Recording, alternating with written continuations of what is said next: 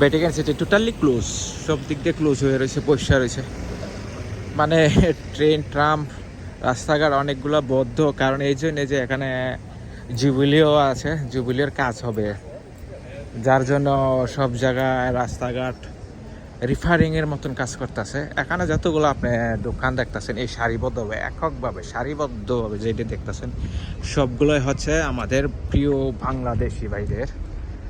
এখানে অ্যাকচুয়ালি বাংলাদেশে মানুষরা আছে না, এরা ব্যবসা খুব ভালো বুঝে, এবং এশিয়ান মানুষ, বিশেষ করে এশিয়ান মানুষ সবাই বুঝে। তারপরে ইউরোপ কান্ট্রিতে অ্যাকচুয়ালি বাংলাদেশি বেশিরভাগ এখানে ব্যবসা করে।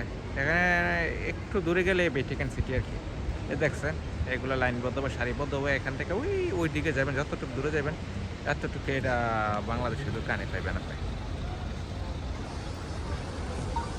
হ্যাঁ, মনে হয় আমার অর্ডার রেডি। এদিকে